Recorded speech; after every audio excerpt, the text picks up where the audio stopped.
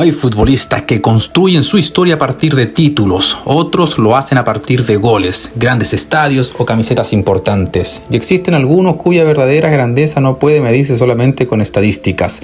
Mário Regueiro pertenece a esa última categoría. Su historia es la de un futbolista que conoció la gloria internacional, que corrió por algunas de las canchas más importantes de Europa y Sudamérica. Vistió la camiseta de Uruguay en un mundial y se convirtió en un jugador querido por sus hinchas, pero también es la historia de un hombre al que la vida golpeó una y otra vez, y cada vez que cayó volvió a levantarse. Mário Regueiro nace el 14 de septiembre de 1978 en Montevideo, Uruguay. Desde muy joven mostró las características que terminaría convirtiéndolo en un extremo de enorme despliegue, velocidad, potencia, resistencia y una capacidad especial para enfrentar al defensor en el mano a mano. Comenzó su carrera profesional en el Club Atlético Cerro, donde empezó a mostrar que había algo diferente en aquel futbolista que corría por la banda sin descanso. Su juego tenía una característica que lo acompañaría durante toda su carrera: nunca parecía cansarse.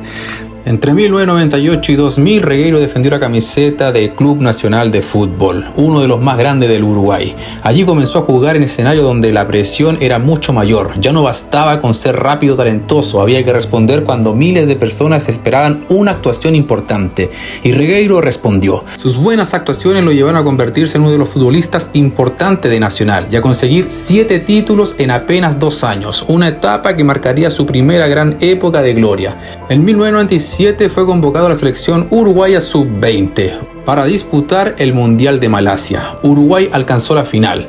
Del otro lado estaba Argentina, una generación extraordinaria que contaba con nombres como Juan Román Riquelme, Esteban Cambiaso y Lionel Scaloni. La final terminó 2-1 a favor de Argentina. Regueiro no pudo levantar la copa, pero aquella campaña confirmó que estaba preparado para competir contra los mejores futbolistas jóvenes del mundo. En el año 2000 llegó uno de los grandes momentos de su carrera. Regueiro dejó Nacional y cruzó el Atlántico para convertirse en jugador de Racing de Santander. España sería durante años su segunda gran casa futbolística. En Racing encontró un campeonato mucho más exigente, defensores acostumbrados a enfrentar jugadores de primer nivel y una competencia donde cada partido podía convertirse en una batalla.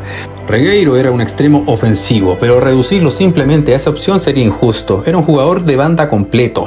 Podía recibir abierto, encarar al lateral y acelerar hasta dejarlo atrás. También podía aparecer por dentro, aprovechar los espacios y llegar al área. Su lectura del juego le permitía interpretar cuándo debía acelerar y cuándo debía detenerse. Pero había algo que lo diferenciaba: su sacrificio. Regueiro no entendía el fútbol como un deporte de solamente atacar. Cuando perdía la pelota, corría. Cuando su equipo necesitaba defender, corría. Cuando había que presionar, corría. Y cuando el partido parecía terminado, todavía tenía piernas para intentar una última jugada. Durante sus 5 temporadas en Racing Santander disputó aproximadamente 130 partidos y marcó 23 goles. La recompensa por esto llegó con la selección mayor. Regueiro vistió la camiseta de Uruguay entre 2000 y 2007, disputando partidos de la eliminatoria sudamericana y tomando parte de la generación que representó a la celeste en la Copa Mundial de Corea y Japón 2002. Llegar a un mundial es el sueño de prácticamente cualquier futbolista. Para Regueiro se hizo realidad, pero el torneo fue duro para Uruguay. La celeste no consiguió superar la fase de grupo y quedó eliminada en la primera ronda. Regueiro, sin embargo, ya tenía algo que nadie podía quitarle: era mundialista. Había pasado de las canchas de Montevideo a jugar el torneo más importante del planeta. Su rendimiento en España le permitió dar otro salto. En 2005 llegó al Valencia, uno de los grandes clubes del fútbol español. Era una oportunidad enorme. Después de años de crecimiento, Regueiro estaba ante la posibilidad de demostrar que podía jugar en uno de los equipos más importantes de Europa en ese momento. Pero el fútbol de élite no siempre tiene finales felices. En Valencia no consiguió consolidarse como esperaba. Después de 2 temporadas dejó el club y entonces comenzó otra etapa de su carrera. Pasó por el Murcia, donde disputó una temporada con 23 partidos y un gol. Posteriormente, entre 2008 y 2009, viajó a Grecia para defender al Aris Salónica. Allí disputó 25 partidos y marcó 3 goles. Quizás no eran los números de sus mejores años, pero había algo que seguía intacto: su voluntad. En el año 2010 regresó a Sudamérica para jugar por Lanús, y allí volvió a sentirse futbolista, volvió a brillar, volvió a ser protagonista. El fútbol argentino encontró un extremo experimentado, fuerte y técnicamente preparado, pero también a un jugador que llevaba años compitiendo en Europa.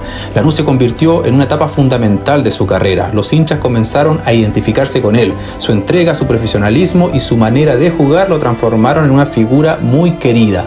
Pero justo cuando su carrera parecía volver a encontrar estabilidad, la vida comenzó a golpearlo. En 2011 la tragedia llega a su familia. Su sobrino Álvaro Costa, de 18 años, y Javier Regueiro, de 19, fueron asesinados en Montevideo. Regueiro tuvo que intentar seguir jugando mientras llevaba dentro un dolor que no podía solucionar con una pelota. Después de su paso por Lanús llegó a uno de los grandes de Argentina, Racing Club. Allí recibiría uno de los golpes más duros de toda su vida. Mientras jugaba en Racing recibió noticia de que su hermana, de 43 años, había muerto por suicidio después de no poder soportar el dolor provocado por el fallecimiento de su hija en un accidente de tránsito. La tragedia familiar parecía no darle tregua, primero su sobrino, después su hermana. Y ahora él debía intentar salir a una cancha, ponerse una camiseta y comportarse como si su mundo interior no se hubiera derrumbado. Su rendimiento se vio afectado, no porque hubiera perdido su calidad futbolística, no porque hubiese olvidado cómo jugar, sino porque había heridas que ningún entrenamiento podía curar. Regueiro quería volver a Uruguay y necesitaba regresar a casa, y en 2014 fichó por Defensor Sporting, participando incluso en la Copa Libertadores, pero aquella etapa duró poco. Posteriormente regresó al lugar donde había comenzado todo, Club Atlético Cerro. El círculo comenzaba a cerrarse, y en el año 2015 cerró su carrera. Hay futbolistas que son recordados por sus goles, otros por sus títulos, otros por sus grandes partidos. Regueiro merece ser recordado por algo diferente, por haber entendido que una carrera futbolística también puede ser una batalla contra la vida. Su historia no es solamente la de un extremo uruguayo que pasó por Nacional, Racing, Valencia, Murcia, Salónica, Lanús, Racing, Defensor Sporting y Cerro. Es la historia de un hombre que alcanzó el fútbol internacional y que cuando la vida comenzó a golpearlo con fuerza brutal, siguió intentando mantenerse de pie.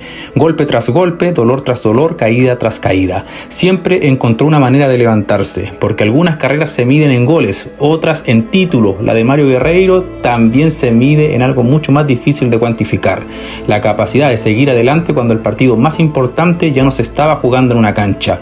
Y quizás por eso, cuando se habla de Mario, no alcanza con decir que fue un extremo rápido, inalcanzable y talentoso. Hay que decir algo más. Fue un futbolista que corrió detrás de la gloria, pero que terminó demostrando que la verdadera victoria era seguir de pie.